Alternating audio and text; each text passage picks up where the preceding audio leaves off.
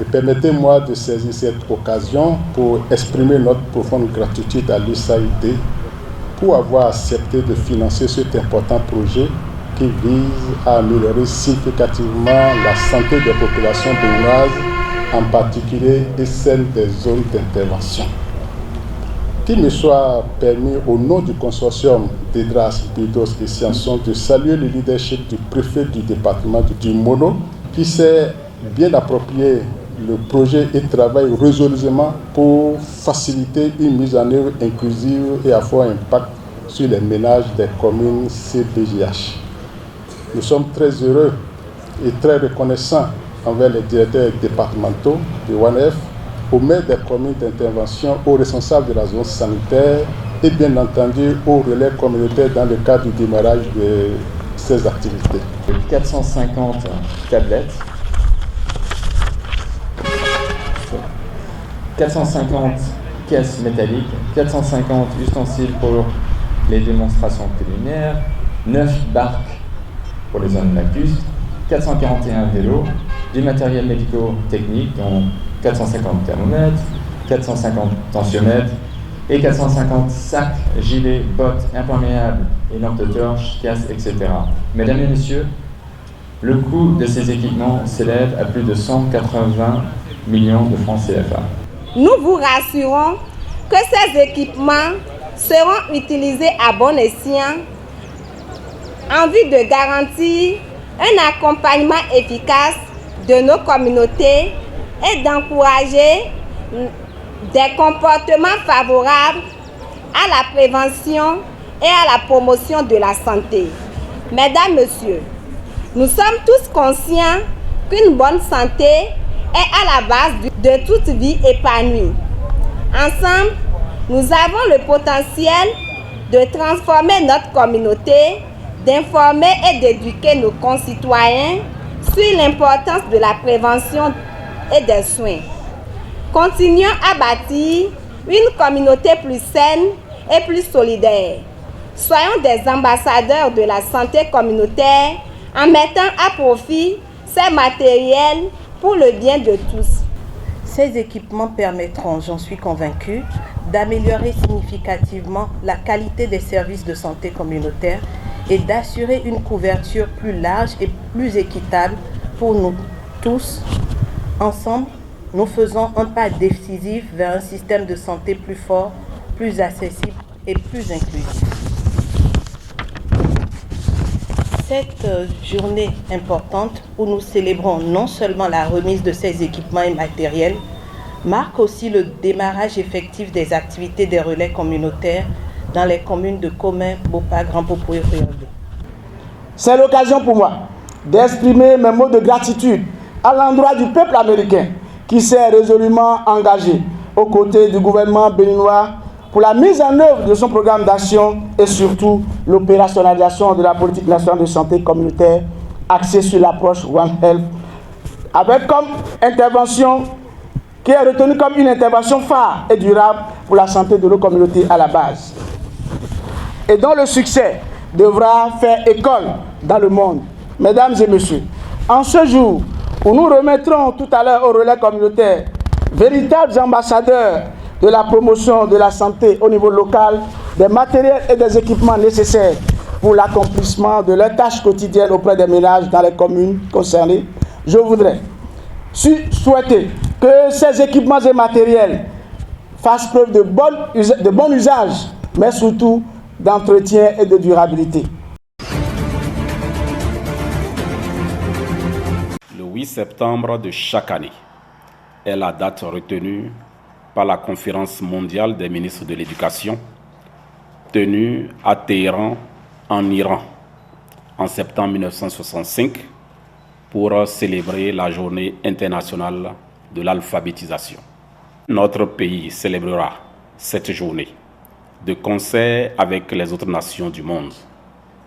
Ce sera l'occasion de mutualiser davantage nos efforts pour accélérer les progrès vers la réalisation de l'objectif de développement durable 4 sur l'éducation et l'apprentissage tout au long de la vie, est de réfléchir au rôle de l'alphabétisation dans l'édification des sociétés plus inclusives, pacifiques, justes et durables. Il ne me paraît pas superflu de rappeler que mon département ministériel s'est engagé dans la promotion d'une éducation de développement en adéquation avec le plan national de développement du secteur de l'éducation. Ainsi, plusieurs actions fortes sont déployées pour accroître l'incidence de la promotion de l'alphabétisation dans notre pays. À titre indicatif, certains grands chantiers sont mis en œuvre dans le sous-secteur pour élargir les champs d'intervention afin d'impacter le plus grand nombre d'analphabètes. Il s'agit notamment de la réforme de l'arrimage alpha-ETFP à travers l'introduction de l'alphabétisation dans les centres de formation professionnelle et de la bibliothèque numérique. Je voudrais renouveler les sincères gratitudes du gouvernement béninois à l'endroit des partenaires techniques et financiers pour leur constant soutien et les inviter à maintenir leur appui dans l'éducation de nos populations en vue de bâtir avec nous, à travers l'alphabétisation et l'éducation des adultes, des sociétés dans lesquelles règne l'équité et la paix. Tous ensemble, engageons-nous pour relever le défi de l'alphabétisation et de la promotion des langues nationales au Bénin. Il m'a semblé que les premiers qui ont dit que c'est M. Onvi, que je ne connaissais pas, dont je n'ai jamais vu le visage, ce sont encore ses amis. Certains acteurs politiques que nous connaissons, M. Baparapé lui-même, nos amis les démocrates, M. Rodriguez, les tout premiers à dire c'est frère Onvi qui a été pris, dont personne ne connaissait le visage. Et les mêmes quelques temps après, peut-être en se rendant compte de la gravité maintenant de ce qu'ils lui ont fait faire ou de ce qu'il a fait, viennent vous dire ça n'est pas lui, donc en essayant ainsi de le soustraire aux responsabilités qui devraient être les siennes, si c'est bien lui, le frère Onvi, afin qu'il apporte les preuves de ces allégations. Et c'est comme ça que la démocratie fonctionne. C'est comme cela que le sens de responsabilité. Et quand on est sans peur et sans reproche, on ne se cache pas. Moi, je vous ai dit, et M. Abalo, vous pouvez témoigner, M. Aguiar, je reconnais que moi, j'ai été un journaliste critique. Et c'est pour ça que je reconnais à chacun le droit de l'être. Mais moi, quand je le faisais comme journaliste, je parle de critique. J'ai fait mon travail déjà découvert. Ça m'a valu 2 ans de garage. Je suis resté au garage. Pendant que j'étais au garage, un pays étranger représenté chez nous m'a proposé le visa pour partir du pays et j'ai dit non. Je suis à Cotonou, je reste à Cotonou, je fais mon travail et je suis prêt à en répondre à tout moment. J'ai fait, entre autres, Scandale Souyaï. Avant même que j'ai lancé le livre, il était disponible à la présidence de la République à l'époque. Et c'est normal, l'État fonctionne. Oui, absolument. Et puis, on a envisagé de l'interdire. Quelqu'un leur a dit, quand on interdit, ça fait plus de bruit. Et ils ont dit, ben alors on va le mettre en prison. Et là encore, quelqu'un a dit, oui, mais voyons le contenu et au besoin, on lui fait un procès. Mais moi, dans Scandale Souyaï, j'avais une 50aine de pages annexes qui étaient autant de preuves de mes allégations. Et à l'arrivée, je n'ai pas vu une seule citation directe tomber sur ma table m'invitant au tribunal pour répondre de ce que j'ai fait. Donc, si on est journaliste, on est professionnel, on peut être critique, et c'est comme ça qu'on apporte sa contribution à la construction de la cité. Mais de là basculer dans la calomnie, et d'ailleurs, ce qui plaît dans ma faveur, lorsque vos confrères m'ont interrogé il y a 2 ans, me semble-t-il, sur le phénomène Onvi, j'avais déjà dit à peu près ceci, il y a 2 ans, oui, que j'avais de l'admiration pour sa plume, que je l'applaudirais des pieds et des mains, si sa plume ne trempait dans l'encre de la calomnie et de la médisance. Je disais ça il y a 2 ans. Vous l'avez dit, c'est vrai. Et nous y voilà. Donc, à chacun d'assumer ses responsabilités. J'espère que M. Amoussou n'est pas le frère Onvi et que si ça n'est pas lui, ben le frère Onvi, un jour ou l'autre, il devra quand même répondre de tout ce qu'il a pu créer de tort aux uns et aux autres et de ce qu'il a pu créer de tort à notre pays aussi. Le Bénin et le Togo sont 2 pays frères. deux pays amis. À l'heure où moi je vous parle, je n'ai pas noté d'ombre dans le ciel des relations entre le Bénin et le Togo. Et si des difficultés apparaissent dans les relations entre deux pays, comme cela peut arriver à tout moment, les relations internationales sont faites pour ça. Les dirigeants se parlent et donc n'ayez aucune inquiétude sur la qualité de nos relations avec le Togo et avec nos voisins en général, malgré ce que nous avons connu avec nos frères du Niger et qui n'aurait jamais dû être, mais je crois que nous sommes en train d'en sortir tout doucement. Moi, je peux vous rassurer que le Bénin est un partenaire fiable de tous ses voisins comme de ses partenaires au plan de la communauté internationale.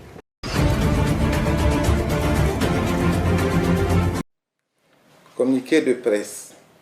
Le 6 septembre 2024, Son Excellence M.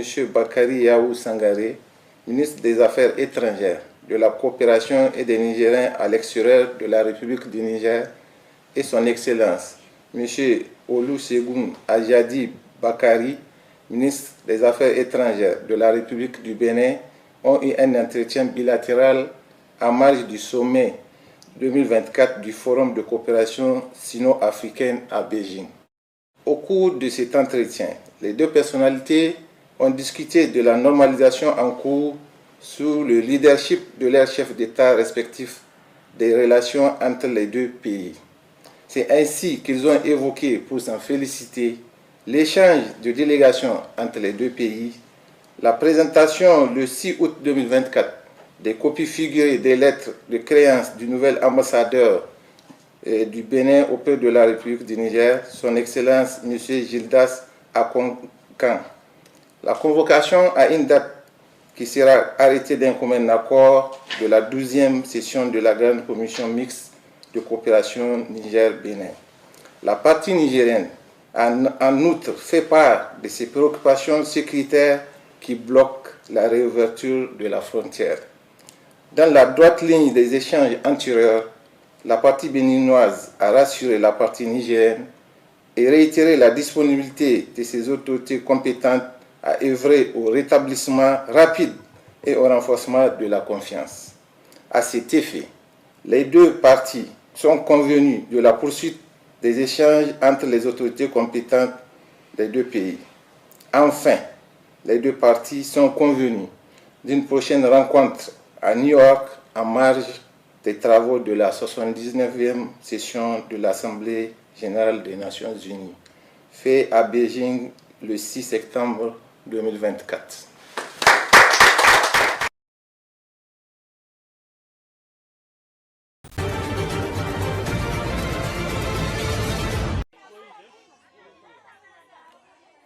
Sous cette tente, initialement construite pour accueillir les patients atteints de choléra, se trouvent des centaines de personnes ayant contracté le nouveau variant du Mpox. Après la réception d'une première livraison de vaccins, les médecins espèrent pouvoir ralentir les contaminations. Nous avons déjà enregistré 8 décès sur 800 malades qu'on a déjà enregistrés à notre hôpital. On estime qu'une fois qu'on a distribué les vaccins, on pense que ça peut stopper la propagation de cette épidémie. La structure sanitaire, prévue pour accueillir 20 personnes malades par jour, est totalement saturée. Pour les patients, l'arrivée des vaccins apporte une lueur d'espoir. Chanceline Sidoro espère recouvrer la santé très bientôt. Depuis que j'ai été contaminée, je sens que je commence à guérir et je me sens un peu mieux. Je ne pouvais même pas manger, mais depuis que j'ai commencé à prendre mes médicaments, je me sens guérie. Jeudi, la République démocratique du Congo a reçu une première livraison de 100 000 doses de vaccins. Au centre de distribution régional, le vice-gouverneur a présidé la cérémonie de réception de ces kits. Pour lui, il s'agit d'une étape cruciale dans la réponse collective à l'épidémie. Je vous exhorte à pratiquer des mesures barrières, éviter les contacts physiques rapprochés, se laver les mains régulièrement avec du savon ou utiliser des gels hydroalcooliques. La province du Sud Kivu est l'épicentre du nouveau variant du Mpox dans le pays. Près de 5000 cas ont été recensés dans cette province de l'Est de la République démocratique du Congo, tandis que 31 décès ont été enregistrés.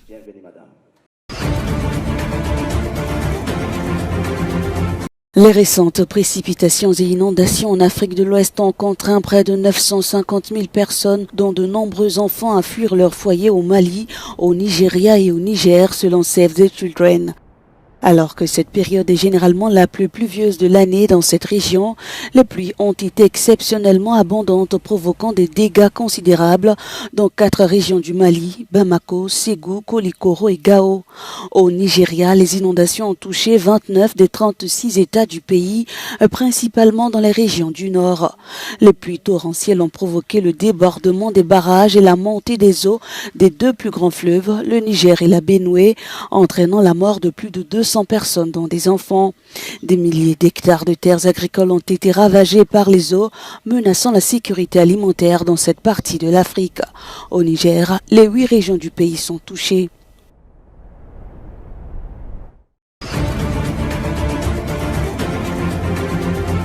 Les États-Unis et l'Équateur ont proposé vendredi un projet de résolution appelant les Nations Unies à planifier une opération de maintien de la paix pour remplacer la mission dirigée par le Kenya en Haïti afin de soutenir la police dans la lutte contre la violence des gangs. La transformation de la force multinationale en une mission de paix des Nations Unies devrait pouvoir répondre aux défis actuels dans son sous-financement. Son budget est estimé à 600 millions de dollars par an. Les États-Unis et le Canada ont jusqu'à présent fourni la majorité des fonds nécessaires.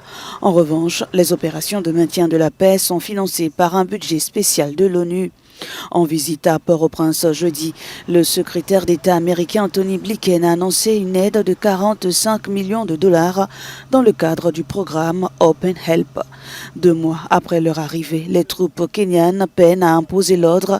Les gangs font la loi dans plusieurs quartiers de la capitale et dans certaines provinces. Par ailleurs, le manque de matériel militaire adéquat et les barrières linguistiques entravent la collaboration entre les policiers kenyans et leurs homologues haïtiens, selon des sources locales.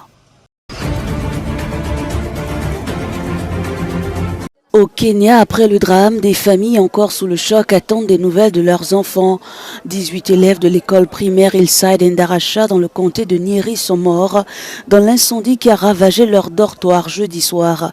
70 sont toujours introuvables, 27 autres sont hospitalisés. Une enquête est en cours, a confirmé la police du comté. 3 jours de deuil ont été décrétés par le président William Ruto, pendant lesquels les drapeaux seront en berne en mémoire des enfants disparus. Le dortoir qui a pris feu abritait plus de 150 garçons âgés de 10 à 14 ans. Ce lourd bilan s'explique par la structure des locaux. La plupart des bâtiments étaient construits en planches de bois, ce qui a permis au feu de se propager rapidement. Les opérations de secours ont quant à elles été entravées par les routes boueuses causées par les pluies dans la région. Les incidents de ce genre sont quasi fréquents dans les internats, souvent dus à des causes humaines.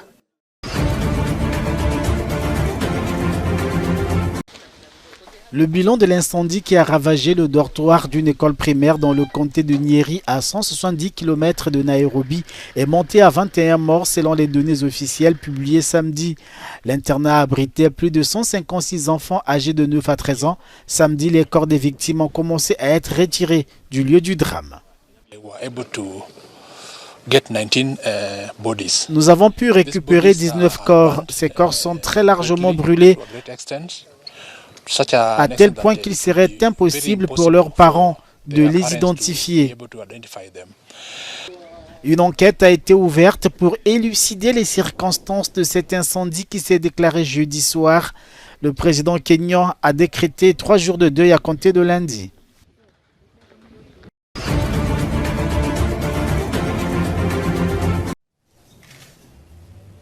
Abdelmadjid Tebboune reste à la tête de l'Algérie. Le septuagénaire a remporté la présidentielle du 7 septembre avec 94,65% des suffrages, selon les résultats publiés dimanche par l'autorité électorale indépendante du pays.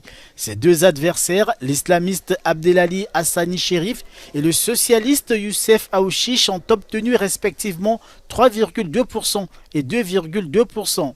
Fait inédit cependant, dans un communiqué conjoint, le président sortant et ses 2 adversaires ont dénoncé des irrégularités et contradictions dans les résultats publiés par l'autorité électorale indépendante. Les 3 fustigent notamment le flou et les contradictions des chiffres de participation. L'organe en charge des élections en Algérie a annoncé samedi une participation de 48,03%. En attendant, le président réélu reçoit déjà des messages de félicitations, dont celui du président français, Emmanuel Macron.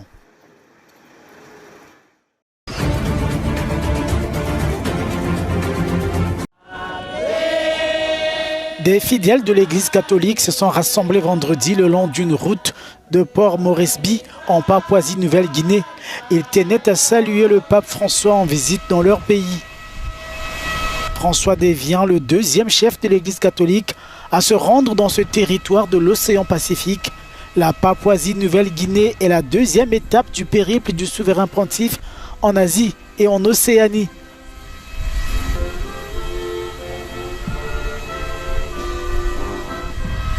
Dans ce pays, son voyage est placé sous le signe de ses priorités en matière de justice sociale, alors que son agenda prévoit de rencontres avec la jeunesse et les autorités locales, entre autres.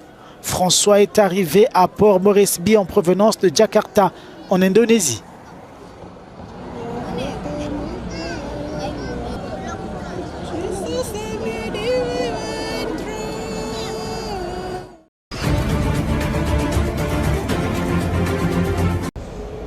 Dans quelques jours, Donald Trump et Kamala Harris se retrouveront pour un débat crucial qui pourrait marquer un tournant dans la course présidentielle. Un moment déterminant avec des enjeux majeurs pour les deux candidats. Si vous avez quelque chose à dire, dites-le moi en face. J'attends avec impatience ce débat car nous devons remettre les choses au clair. Aaron Kahl, expert américain en débat présidentiel, souligne l'impact de ce face-à-face. Une seule minute d'un débat de 90 minutes peut influencer des dizaines de milliers de votes. Pour une élection aussi serrée que celle-ci, c'est suffisant pour tout changer.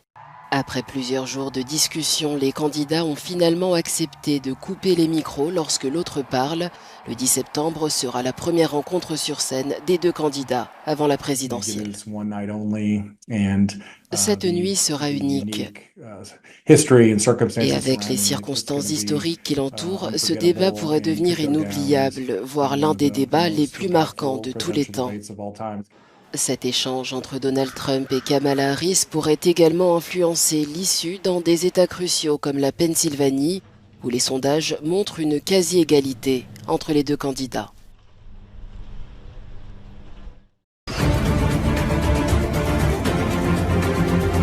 Alors qu'ils devraient normalement retourner à l'école, les enfants de la famille Koudé errent avec des bracelets de gravats ramassés dans un bâtiment détruit. Après une dizaine d'heures de travail, ils ont gagné environ 15 shekels, soit 4 $, en vendant la poudre issue des gravats qui sera utilisée pour construire de nouvelles tombes dans le sud de la bande de Gaza. Dans d'autres pays, les enfants de notre âge étudient. Mais nous travaillons dans un domaine qui dépasse nos capacités. Nous ne sommes pas fait pour ce travail, mais nous y sommes contraints pour survivre. Gaza entame sa deuxième année scolaire sans école. La plupart des enfants sont occupés à aider leurs familles dans leur lutte quotidienne pour survivre au milieu de la campagne israélienne. Les 625 000 enfants en âge d'être scolarisés ont déjà manqué presque une année entière. L'avenir des enfants est compromis. Il n'y a pas d'éducation. Ce qu'ils ont appris l'année dernière, ils l'ont complètement oublié. Demandez-leur, ils ont tout oublié. Plus de 90% des bâtiments scolaires ont été endommagés par les bombardements israéliens. Selon le Groupe mondial pour l'éducation, un consortium d'organisations humanitaires dirigé par l'UNICEF et Save the Children. Dans le Nord, nous vivions dans l'abondance. Chaque jour, nous changions les vêtements de nos enfants et les envoyions à l'école. Aujourd'hui, il n'y a plus rien, pas d'éducation et aucune des nécessités de la vie n'est disponible dans ce camp. L'éducation a toujours été une priorité pour les Palestiniens. Avant la guerre, Gaza affichait un taux d'alphabétisation élevé, proche de 98%. Aujourd'hui, environ 1 900 000 Gazaouis sont entassés dans des camps.